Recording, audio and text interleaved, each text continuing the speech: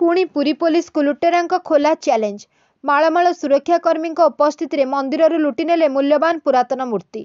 श्रीमंदिर निकट गांडुआ चौरा छक निकट बाबा कपालमोचन महादेव मंदिर नृसिंह मूर्ति चोरी होईछि। गतकाली विलंबित राति रे कौनसी दुर्बृत्त बाबा कपालमोचन मंदिर में पशि बहु पुरातन पत्थर नृसिंह मूर्ति चोरी करिसेंति। सकाळु भक्त माने मंदिर को दर्शन पाई आस्थिबा बेले मूर्ति चोरी होइतिबा जणा पड़िछि। तेबे पुलिस खबर पाइबा परे घटनास्थल में पहुंची तदंत आरंभ करिछि। तेबे श्रीमंदिर चारिपाखरे 24 घंटा पुलिस कर्मचारी ड्यूटी थिबा बेले केमिति चोरी हला से नै साधारण रे प्रश्न उठिछि। तेबे एही घटना प्रमाणित होईछि। राति रे ड्यूटी रे थिबा पुलिस ठीक रे ड्यूटी करू नाहंती। केवल ड्यूटी अवधि सारी किभଳି फेरिबे सेही चिंतारे पुलिस रहुतबा अभियोग होईछि। तेबे श्रीमंदिर चारिपाखरे पुलिस रो एभଳି बेपरुआ पुरी बासिंदा कड़ा समालोचना करिसेंति। तेबे बाबा कपालमोचन हेउचंती श्रीक्षेत्रर पंच महादेवंक मध्यरु अन्यतम। श्रीमंदिरर विभिन्न नीतिकांति सह बाबा कपालमोचन अंगाअंगी भावे जड़ित। तेबे गत किछि दिन तले पुरी आश्रम छक निकटरे थिबा बाबा मुक्तेश्वरंक मंदिररु चोरी होइतला। पुरी पुलिस मुक्तेश्वर मंदिररु चोरी होइतिबा मूर्ति और अलंकार जबत करबा सह अभियुक्त मानकु गिरफ करथिला। तेबे पुणी थरे श्रीमंदिर निकटरे थिबा बाबा कपालमोचनंक मंदिररु पत्थरर नृसिंह मूर्ति चोरी एबे पुरी पुलिस रो कार्यदक्षता उपरे प्रश्नवाची सृष्टि होईछि। बाबा कपालमोचनंक मंदिर परिसरर मूर्ति चोरी घटना को नै मंदिर पक्षरु सिंहद्वार थाना रे एतला दिया जिबा नै सूचना दैछन्ति सेवायत। तेबे पुरी भली एक प्रसिद्ध तीर्थस्थली रे मंदिर गुडी को पुलिस सुरक्षा देई न परिबा साधारण रे असंतोष प्रकाश पाइछि। एवं आज सकाळु देखिया को पाइलु जे मंदिर रे महाप्रभुंकर काली राति ही चोरी होईछि। एक नृसिंह मूर्ति जहाँ कि बहु पुरातन मूर्ति थिले एवं कपालमोचन मंदिर यह एक मंदिर सहित श्री जगन्नाथ सहित संश्लिष्ट ये मंदिर।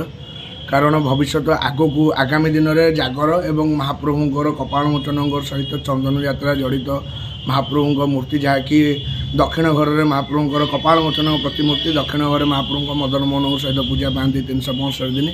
किंतु ता मध्यरु जागर एवं महाप्रभुंकर 21 दिन चंदन यात्रा जहाँ कि आगामी दिन में आसूची अक्षय तृतीया ठारू 21 दिन जहाँ कि महाप्रभु चंदन यात्रा आरंभ हम से महाप्रभु कपालमोचन प्रतिमूर्ति जहाँ कि दक्षिण घर पूजा पाँच सी भी एठियारे आसिक रुहति। मूर्ति को पितल ना कौन बहुत पुरातन पत्थर मूर्ति। केमती चोरी केते राति कौन ताला भांगी आम तो मंदिर जे पूजक से पूजा महाप्रभु पहुड़ कार्य सारी महाप्रभु द्वार ताला पकईकि मुख्य द्वार जोटा एठार आ किसी रास्ता भी नहीं पुलिस जगुची द्वार आज्ञा मंदिर पुरी प्रशासन तरफ 2टा होमगार्ड पुलिस दायित्व दिया आज्ञा पुलिस थाई चोरी होची। भविष्य को आहरी भय लगुच महाप्रभु प्रतिमा जहाँकि जगन्नाथ सहित संश्लिष्ट एठारे आसिक राति 21 दिन काल रुहति एवं शिव विवाह जहाँकि जगन्नाथ सहित संश्लिष्ट पंचुपांडव मध्य एक मंदिर पंचुपांडव मध्य एक पांडवों मध्य एक जाऊँगी। तेणुक प्रतिमूर्ति एठारे भी आसिक 21 दिन काल रे विभागर समय शिव विवाह समय एठी आसिक 5-6 दिन रुहति जागर समय आसती मंदिर।